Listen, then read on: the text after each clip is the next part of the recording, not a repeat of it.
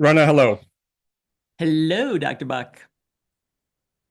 Welcome, everyone, to a free association conversation between Rena K and myself, Dr. Hello, Dr. Oh, Bach.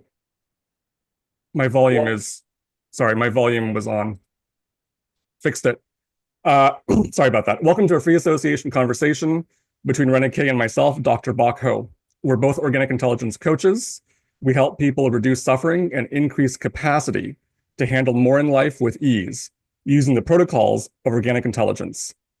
In these live stream free association conversations, Rena and I try to aim both at people who are completely new to organic intelligence and people who already know its basics. We try to find the balance. Today, our topic is, do you need to know what you're feeling? And on this question, do you need to know what you're feeling? Uh, an anecdote comes to mind that I'd like to begin with. Uh, One of my clients in session, I was conducting an organic intelligence session, and he was talking about he was going through his life situation, and do I go for tenure? He was a professor and up for tenure. Do I go for tenure, or do I do this other thing I want to do? And there was a struggling and a groping, and I was attuning and joining and observing and seeing what was in my biology as he was continuing. And at some point, uh, I think that I didn't want to get into, oh, what do you want? What are the pros and cons of tenure versus this other thing? I had this feeling like something is ripening within, and I want to pay attention to it. And eventually, I just blurted out, "You're bored." And I didn't even know what I was going to say. I just opened my mouth and I just said, "You're bored." And he just was, it was like a shock, like seized up and positive light bulb moment. He said, "Yeah, I'm bored." And then I had a light bulb moment from seeing his light bulb moment, because I didn't, when I said "you're bored," I wasn't even, how in organic intelligence, we just have to speak. Because it's in the moment, spontaneous, and then we trial and error and success. I didn't know where it was going to go, but I just said "you're bored," and it affected him profoundly, and then affected me profoundly, and the whole session changed in a very positive way from there. And I remember that very keenly. Usually, I don't. I think I usually don't tell people what they're feeling, but it just came out, and I just remember it. And I think about it a lot. Like, so he didn't know he was bored, or he kind of knew, but somehow being confronted with it was a magic key that opened up the next, rest of the session. So that was an example in which it helped to know what you were feeling. Um, I'm especially interested in that example because I have a prejudice, or I was going to say prejudice, but I had a presumption going into our talk that in general, I think you don't have to know what you're feeling. And it's just this tentative hypothesis, but that anecdote came to mind just now of when I said "you're bored," and it worked like magic. So Yeah, yeah. would you care to take the baton? Yeah.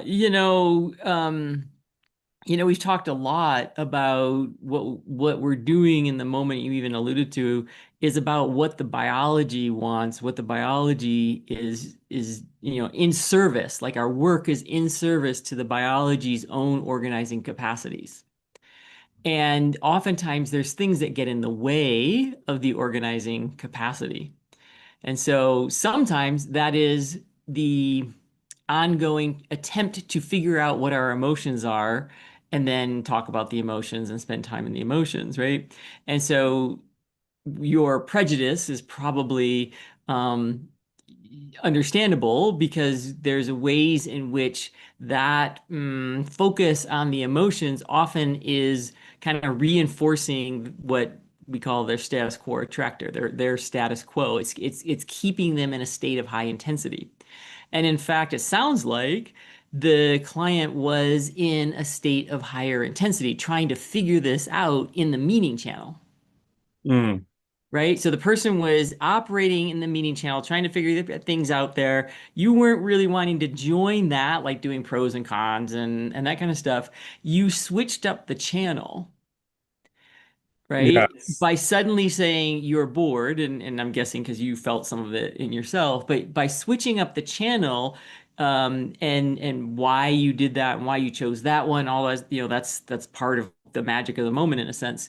But in that moment, saying that was getting the person out of their status quo looping in the meaning channel and accurately naming something for the person that was actually self-reinforcing, so that they could then hear that and go, oh, yes to that. Right? Yes. So in thank you. In organic intelligence work, in general, or at least often, we're not trying to go for emotion. What are you feeling? Let's feel it. Let's talk about it, because that can be intensifying and over thresholds. In this anecdote that I opened with, the client was in cognition, and it was this kind of hamster wheel thing going on. And I kind of felt that like it wouldn't feel right to do cognitive thinking about details and pros and cons. And I had this sneaking suspicion there's something underlying that needs to get unearthed, but not in the typical way where in mainstream therapy you always go for like root cause, intense, what's the deepest thing, let's go for that. But this particular case was a case where it felt like it was ripening, like we got to bring this into the session, like you're bored, and then see what happens, right? Right. Yeah, Right. yeah. And you ended up getting the feedback because that was ended up being organizing for him. And so oftentimes people can actually avoid the naming of emotion, Mm. right? And whether you're bored or not, whether that's unpleasant, pleasant, intense or not, that depends on the person, right? But just by naming that, and so there is now congruence with his experience, but it was a channel that he wasn't engaging in. So all of the hamster wheel type thinking was keeping him actually stuck from hitting his threshold. Part of that threshold would have been being able to feel like you could make a decision that served him, right? Right. So in that moment, by naming your board, in some ways it actually kicked up the intensity a little bit, but it kicked up the intensity so that his own biology could organize and go, oh yes, that's right. Now we have the potential of being able to come down off of that Right. threshold and for some kind of integration to happen so that he could then start the next cycle that could bring in some greater, more fuller awareness because it would involve more of him. So instead of being stuck in one channel, he now have another channel on board, which then might have allowed for even, a third channel, a fourth channel to come on board. Yes, yes. It lit up the system in the way that was organizing for the system, right? For Hmm. the biology. Right. I have an impulse to introduce a new anecdote, but if you wanted to continue on that one, Yeah, go for it. I think that's it go for it. Okay. because I have a feeling where it will go. So, Okay. So I have an opposite. So that was an example of when telling knowing what you were feeling. You're bored. I'm bored was helpful, and I wanted to present an opposite case um, from my own life. So I have a serious meditation practice. I take Robin Craig, an organic intelligence coach and organic intelligence faculty and meditation teacher, is my meditation teacher, and I have and I've been studying and practicing meditation under her guidance. And um, and there was one meditation that was profoundly influencing on me, and it was one of the free ones that are on YouTube. It's not even part of her courses, but just like a 5 minute thing. One of the meta is the practice of loving kindness, and the meditation was when you're feeling prickly, you can say hello to the prickliness. And part of the impetus for that meditation was practicing loving kindness can be hard. So let's address the hardness by saying, well, if you're feeling prickly, say hello to the prickliness. And that meditation was very meaningful to me. And one thing I got from it was the word prickly. When she said the word prickly, I thought of roses and thorns and just being prickly. I really was attracted to prickly And then I think there was a period of days or even weeks where that word came to mind. And whenever I was feeling uncomfortable, I didn't think about what am I feeling? Am I feeling anger? Am I feeling sadness? Am I feeling stress? Am I feeling overwhelmed? Am I feeling anxious? It was just prickly. It was just everything went into prickly and then thorns and roses. And then I even had images of like red prickly things in front of me. And then I would just say hello to that. And that was an example in which it really helped and simplified my life to think, oh, I'm prickly.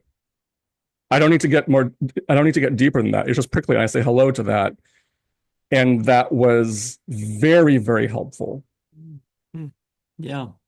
Yeah. It makes sense, right? Because so often, what's in the affect channel, so the things that we think we are feeling emotionally, we very often that's a channel just like the thinking channel of your first client that you were describing, that we can get stuck in. That the unpleasant emotions is the one that we end up focusing on the most. They consume our attention, and they also consume the attention of most therapy sessions with most people. And yet again, very often people can get stuck in that. And your example showed that rather than going down the rabbit hole of what the emotion is and trying to figure it out, and we can get more and more nuanced, but they're all just kind of versions of mad, glad, sad, fear kind of thing. Oh, But instead of doing that and then having all your attention consumed by that, and then where that takes you, you felt it in sensation. You experience the sensation of prickly, and then the image of a rose with thorns, right? Prickly. That now we have an image. yeah. So you were now, instead of having going down the emotion rabbit hole, you were feeling just sensation and an image, and kind of a nice image, right? Like we like roses actually for the most Interesting. part, right? And Interesting. even though they have thorns, they got this lovely, and so you already had an image channel of something that was pleasant. And so those two channels were less intense than what possibly the emotion channel might have been. So if you went down that, like, when you're having some kind of like, oh, I don't feel good in some way, I have some unpleasant emotion, if it's unpleasant and you can keep going down that road, but that's just going to take you again into the status quo attractor that's keeping you stuck. But these channels were less challenging for you. That's not the case for everybody. But for you, being in sensation or image was like, I can be with that. I can be neutral towards that. Cool. And then you can have the neutral experience of it, and then your biology can do what it wanted with that. Were you I okay? was just well, I was But gonna reiterate that can be different. Like so some people the sensation channel is the problem. And if we got them into affect or into meaning, that would help them get unstuck. So it all depends on where people are stuck, which channel is yeah. reinforcing the stuckness. And when we introduce a different channel, oftentimes they're either neutral or pleasant. To the people who are new to organic intelligence, we work with these channels of experience that we're talking about are these channels are aspects of our experience, and the channels are images, sensations, orientation, which is connecting to the environment through the senses effortlessly, meaning, which is thoughts, and affect, which is emotions. And the word channel is sometimes used is I think because there was an original metaphor of changing the channels on a TV, and it can be an enormous skill and quite an advanced skill and a very helpful skill to be able to switch channels. Like I'm in thinking, now I can go to sensation, now I can go to emotion, now I can go back to thinking, now I can go to affect. That's kind of what Rena was assuming and talking about. And you're saying, well, I think one thing you're saying is to the question, do you need to know what you're feeling? If you get big picture, it's what channel is helpful in the moment. Is it thinking about stuff? Is it being in sensation? Is it being in emotion? Is it orientation? Is it hanging out with an image? Yeah. And I'd say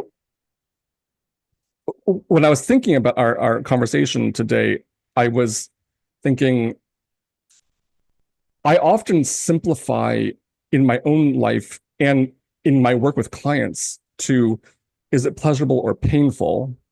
And part of me was a little bit worried about being oversimplified, but part of this, but my simplification came out from a lot of studying and thinking about organic intelligence and essentializing it down in my teaching on YouTube and Substack. It's very essentialized. It's pleasure and orientation.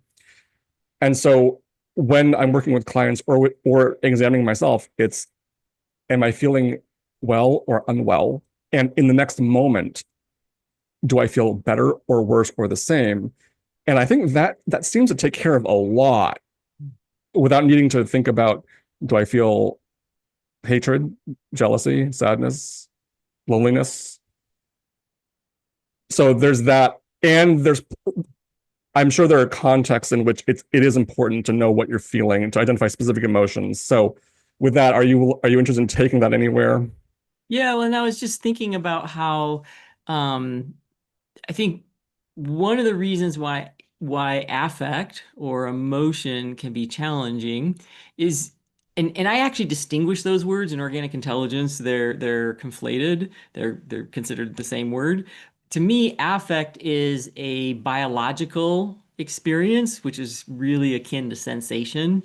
And then emotions ends up being affect plus all of our history.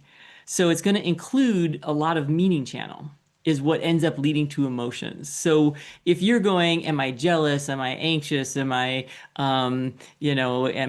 feeling joyful or am I just excited? Like, trying to figure out all of those things very often is actually connected to some kind of thought about that, which is also very connected to often history, right? So when we're trying to figure out what our emotions are, we're actually using our historical experiences in order to do that. And so I actually don't see emotions as just the same as pure affect. And I think there's some value in the fact that we can actually separate those two words out. So when we know that very often trying to figure out what is happening into our emotions, we're deep in the weeds of our own biographical history and including our own like body history, like body memory that could be narrative memory or just body memory that's built up in terms of our states. And so we don't really know very often how accurate our assessment of our emotions really are. So while I'll agree with you, there could be some helpfulness in giving some attention, especially if there's been a tendency to avoid any of that. The reality is the accuracy of the information we get is usually not super high because we're diving into things that we don't even know what all is contributing to whatever feeling state we're experiencing. And so to me, it's very often not helpful. It's the opposite. It actually keeps us separated from the present moment because in that, as soon as we go looking at it, there's so much history that's connected to it. Actually, I'm sympathetic to what you're saying, and I feel like I'm gonna do I lay my cards on the table or not kind of moment because I want to say something and I'm not sure if I but why not, right? What could possibly happen? I mean, I've said so many weird things already on YouTube. So this is not okay. So I actually think, man, I'm hesitating. The emotions, maybe I don't know what the fuck they are in the context of organic intelligence theory, and I don't strongly distinguish them from sensation. And I remember asking an organic intelligence faculty once, what's the difference between tracking sensation and emotion?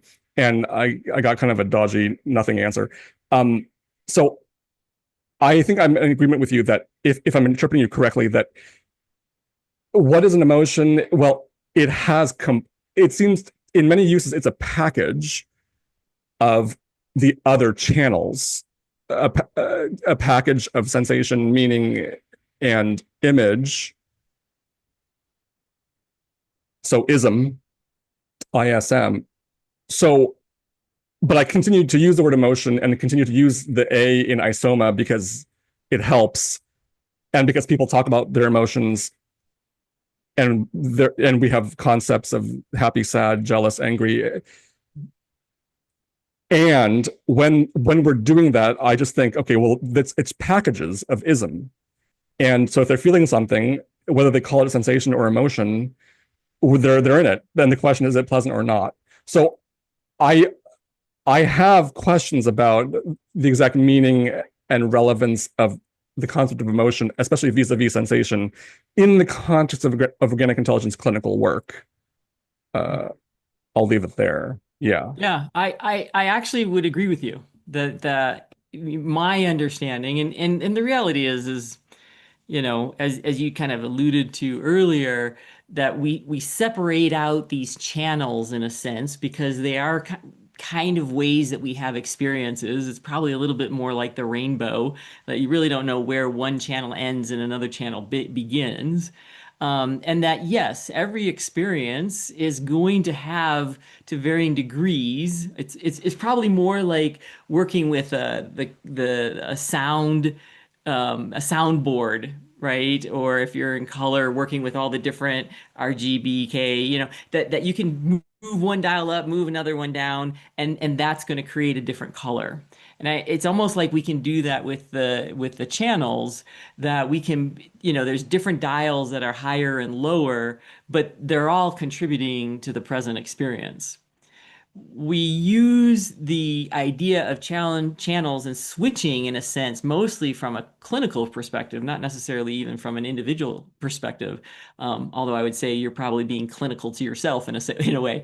But the reality is that in a clinical session, we're looking for the place where things are going to either help the movement of an intensity to hit a threshold so that the biology can naturally come down, or we're trying to dampen that a little bit because it's starting to accelerate too fast and it can go over threshold, right?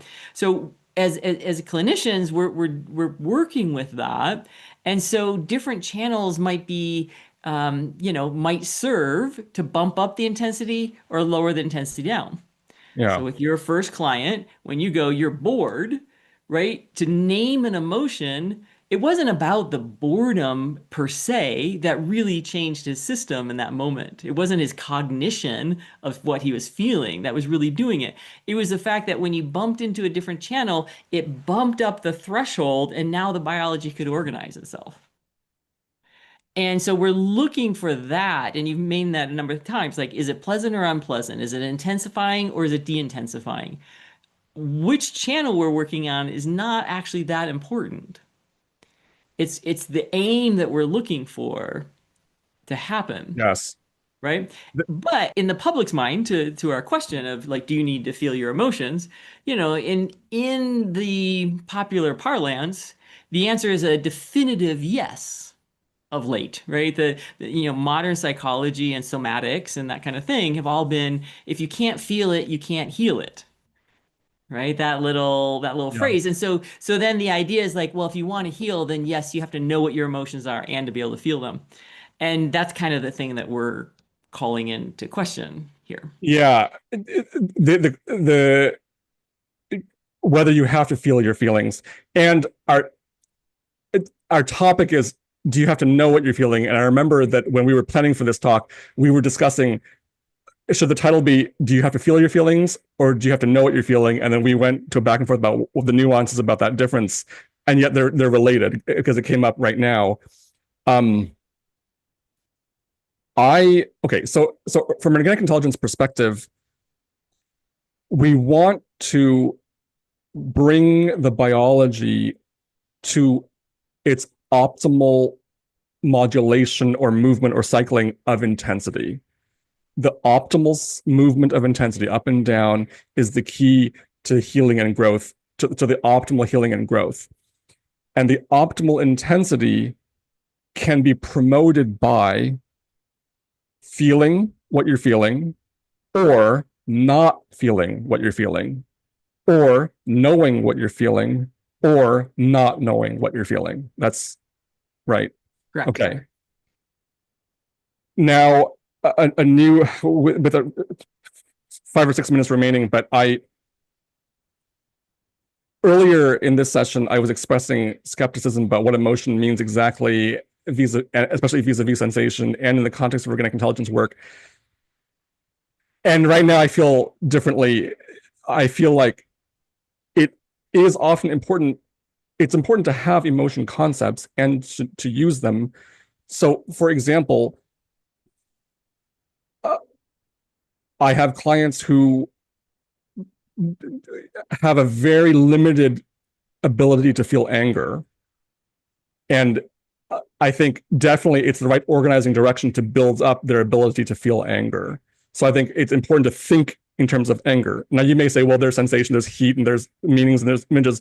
But at the same time, these concepts of emotion, they're very familiar and they're important, even though we're saying a lot of technical things about in questioning their nuances and how they apply. But to think in terms of anger and oh, this is good. My client is starting to feel more anger and irritation. That's good. Or another example, sadness. Sadness can be especially good to be aware of because according to organic intelligence theory, it's actually pretty easy to deal with it. You feel it in sensation, and often it can be in positive valence. And of course, happiness. I mean, happiness is the aim. So that's an emotion. So I think I'm advocating a return to more familiar common sense. Like, we're not trying to question, are there apples, oranges, and trees in the world? I mean, yeah, we have emotions. Sure. Sad. And Yeah. it's interesting though, like you've kind of described like basically these core emotions. So you just named three of them. So being, happy, being really angry, being angry, and then you name some intensities. So Right. irritation, frustration, anger, rage. Those are just intensities along the line of that same channel. Then there's along like say anxiety and worry and concern and panic and terror and those kinds of things. Um, it's interesting that when you look up research, like it's a common thing to people, I think we talked about this, where people will be shown a chart, especially when there's, a lack of being able to feel emotions across the board and distinguish them. So then people like give you a chart with a picture and a face shape or, something like that, and then with words attached to it and like, which one are you feeling today, kind of thing.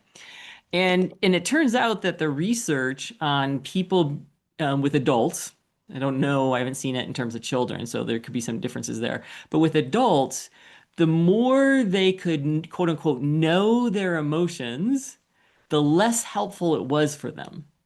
So in the research, it was like the more knowingness that there was about exactly what they're feeling, the less good their outcomes were in terms of happiness and well-being. And and I thought about, my hunch on that is the more you know your emotions, the more time you're probably spending thinking about them and wondering about them and trying to figure them out and that kind of stuff. And again, as I said earlier, that so often our bandwidth is taking up with the unpleasant emotions. And so that means people are spending lots and lots of time with all of their unpleasant emotions. And the more time you give to that, the more you become, mired in that space. And so I have a feeling, so there's a point that you're making, which is a general sense of knowing that we have access to certain kinds of ways of being that could be expressed with emotion words. You could also express that with kind of like nervous system language, right? If you wanted to. You want people to have a full access to range, and that sometimes helps to be able to talk about it in terms of an emotion word. And too much of the knowingness doesn't actually necessarily help and may even actually harm. And so, Yeah. but that study hasn't been done, I can guarantee you, but looking at the study, it didn't do that around the positive emotions. It could be something totally different if all the time it's like, which positive emotion are you feeling? Are you feeling joy or enjoyment or contentment or bliss or excitement or motivation or inspired or what are those emotions that you're feeling? We don't know what that test would show, and whether knowing those emotions more might actually show more well-being, right? That's not what was done in the study. And so, you know, to our back to our original question, we don't actually really know what the knowing does. But I suspect that Mm. spending it has more to do with how much time and energy you put with the unpleasant emotions versus pleasant emotions. Yeah. You're dating someone, you like them, and then they reject you, and then you feel sad. Now, what should you do in the next couple days or weeks? You'll be sad. Do you need to know that you're sad or just be in it? And when you're playing the piano, do you need to know that you're expressing sadness or just being in it? And if and you may already know you're sad, but do you have to remind yourself that you're sad or just live? These I just try to bring out the just to give a real life, bring it down to real life, and that there's a lot of open questions. Mhm. And I think a great virtue of organic intelligence is that it advocates do what feels better. Mm. Yeah. Right. Yeah. Um. Oh, we're out of time. But if you have a last word, that's fine. But no. But There's a couple. No, I think that's a good place. Is like two things was just like, well, just live, live. right? Yes. So live all of what is, and then do what feels better to the degree that you can make that choice. Perfect. Perfect. Perfect. Thank you all for listening. And let me see. I want to say to learn more about either of us and the coaching we offer, there will be links in the description. To learn more about organic intelligence, you can read my writing on Substack, link in the description, and explore my video library on YouTube, including the short videos. I meticulously craft my Substack posts and YouTube videos to present substantive content that's direct, clear, and concise. Thank you, Rena, as usual. Thank you. I enjoyed my time with you. The emotion was enjoyment, and I look forward to seeing you